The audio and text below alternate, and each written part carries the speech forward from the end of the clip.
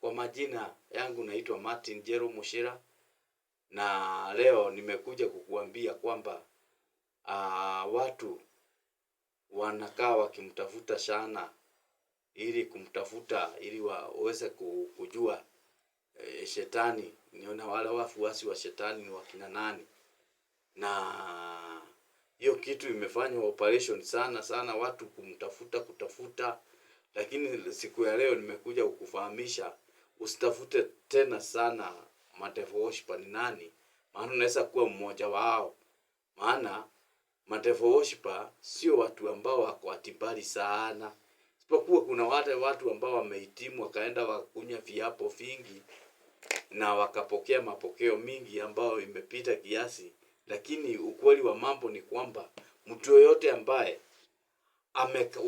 amewasi akakataa sheria za baba yetu Yawe, huyo mtu mwenye yoyote amekataa sheria za baba yetu Yawe, huyo mtu amefuata shetani. Kwa hivyo kama wewe umekataa kufuata sheria za baba yetu za Mungu, umekataa sheria za Mungu, wewe ni mfuasi wa shetani. Kwa hivyo mtu yoyote ambaye utawahi sikia akisema sheria za Mungu ziliisha, huyo ni mfuati wa shetani. Kwa hivyo usitafute wafuati wa shetani, maana mtu yoyote ambaye anasema sheria za Mungu ziliisha, huyo ni mmoja miongoni ya madevil worshiper, ni venye hajijui. Lakini sasa nimekuja kukuambia ule mtu ambaye ni mtoto wa Mungu, ni mwenye ambaye anatii na anashika amri na anasitenda na anasitekeleza venye zinafaa. Lakini katika maandiko, katika waraka wa Yohana wa kwanza ukisoma 3 hapo mstari wa 4, maandiko inasema kwamba mtu yoyote ambaye anatenda dhambi, mtu yoyote ambaye hatimizi amri, mtu yoyote ambaye anatenda dhambi, huyo mtu anavunja sheria. Na kuasi ni kuvunja sheria. Kwa hivyo tunataka kusema nini? Ukienda mstari wa 8 inasema kwamba hapa ndio kunadhihirika watoto wa Mungu na watoto wa shetani. Maana watoto wa Mungu hawawezi hata kufanya dhambi, maana mbegu ya Mungu iko ndani yao, hata hawawezi kutenda. Lakini wale ambao wanaharibu amri za Mungu, hao ni wa shetani, maana shetani aliasi hata kutoka mwanzo. Kwa hivyo watu wasije wakakaa wakigojea namba ya shetani ati watawekwa muhuri wa shetani, watu watawekwa 66 ati watakuja kuwekwa tayari. Kama wewe una amri moja unaharibu ya Mungu, ujue uko na hiyo namba ya shetani 666, na usigojee kuwa ati wewe utarithi ufalme wa Mungu. Maana mwana wa Mungu wakati alikuwa hapa, ambaye tunamuita Yeshua, aliongea kwa sauti na akapaza vizuri akasema kwamba sio wale ambao wanasikia sheria wakati inasomwa, sio hao, lakini wenye ambao wanatenda venye hizo sheria zimesema wanafanya na wanatekeleza, wanafanya, hao ndio wanafanywa kuwa watakatifu. Kwa hivyo niseme aje? Niseme kwamba mtu yoyote ambaye hata kama anajua sheria na hafanyi, huyo ni wa shetani. Na ndio Yeshua nawaambia vizuri sana huko, ati nitakuja kuwatokelezea katika ukweli wakati wa mwisho mbele za Baba yangu. Niwaambie tokeni kwangu muende, kwa sababu sikuwa nawajua. Watalia sana wakisema tulikuwa tunatenda miujiza, tulikuwa tunatekeleza mambo, tunatoa unabii kwa jina lako.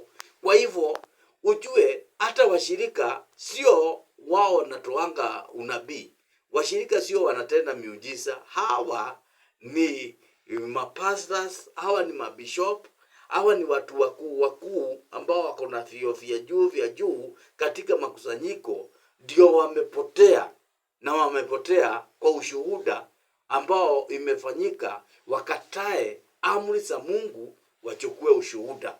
Kwa hivyo kuna injili ambayo ilikuja na ikahubiriwa sana, na tunaona chanzo cha injili hii mwenye alianzisha kuihubiri ni mtume Pauli. Pauli akahubiri hii injili, na wakati alihubiri alikuja naye akaambia watu ati ukikiri na kinywa yako, ukiamini na roho yako, ukiri na kinywa yako kwamba Yeshua ni Bwana, unaokoka. Lakini Yeshua anasema katika maandiko, yeye mwenyewe anasema kwamba sio wale ambao wananikula kwa midomo. Hapana, kukula kwa midomo ni kusema hivyo watu unaweza kuamini na roho na usio kutenda. Kwa hivyo Pauli alikuja na injili ambayo inasema ni kuamini mbele, alafu ukiamini sheria haina haja, hata iliisha. Hiyo kuamini tu kunatosha na neema ya Mungu inatosha. Lakini Mungu kwa jina ya mwanaye ambaye anaongea akiwa hapa duniani anasema, kama mnanipenda mtashishika amri zangu, nami nitaomba Baba yangu awapee msaidizi mwingine. Kwa hivyo maneno ya Yeshua wetu inasema kwamba kama tunampenda tushike amri za baba yake. Maana ya kukuja na amri zingine ni zile za baba yake, tushishike. Kwanza tushishike ili atuombee roho. Hakusema roho ndiye atakuwa mbele. Hakusema ati neema ndio itakuwa mbele. Hakusema ati kusikia ndio kuko mbele. Na hakusema ati kwamba kuamini ndiko kuko mbele, alafu tushike sheria nyuma. Kwa hivyo hiyo injili watu waiangalie na waiangalie tena, waone kwamba yani hii injili ya kuamini mbele hiyo ilitengenezwa na Mroma na akaletea watu, na watu hiyo ndio walichukua. Na hiyo ukitaka ndio ile giza ambayo imefunika ulimwengu. Watu wakakaa kama wamekanyanga na wametorokea zile amri za Mungu, wakachukua neema peke yake, na sasa wakawa wamekaa wakiamua kwamba wao ni wa mbinguni. Lakini hakuna mbinguni ambao wanaenda. Hiyo mapokeo na hiyo maneno ni ya shetani.